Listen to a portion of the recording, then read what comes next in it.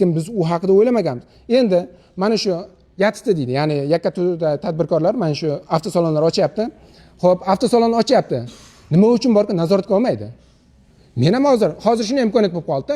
Shuna borasiz, yagona dachaga borib, men yakka turda tadbirkorman deysiz, avtosalonni ochasiz, bir kun, ikki kunda bir ikkita mashina bersangiz, 4-5 ta odam pul olib keladi. Sekin kattartirasiz, moliyaviy piramida qilasizda, sekingina qamoqqa ketasiz. Xo'p, pulingiz bo'lsa, u yerda ham borki sharoitlar qilinadi. 100% qilinadi. Tepada qilib o'tiribdi kerak bo'lsa. Xo'p, mayli, bu Akmal akang o'zi qiladi. Tepadagilarchi? Bu haqida borqa hech kim bong urmaydi. Na matbuot bong uradi. Nima uchun bizga borqa kelmaydi? Televideniyalar kelmaydi. Nima uchun? Biz hammamiz mana shunday bu masalalar bilan butun O'zbekiston bilan mana shu Surxonavto borqa, butun Surxondaryo ham borqa, zorqa o'xshatib yurgandi.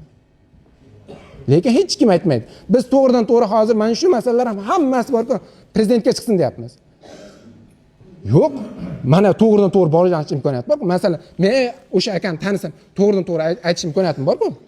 Telefon raqami topilar, boshqa bo'lar. Lekin nima uchun borki hokim mana shu haqida aytmaydi?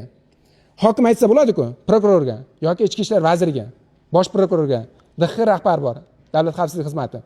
Xo'p, o'shalarga aytsa bo'ladi-ku, mana shunday masalalar bo'lyapti. Xo'p, qolganlar hech bo'lmasa ko'zi ochilsin degan masalalar bor. Nima uchun borki, bular shartnoma bizga qog'oz berib yuboryapti.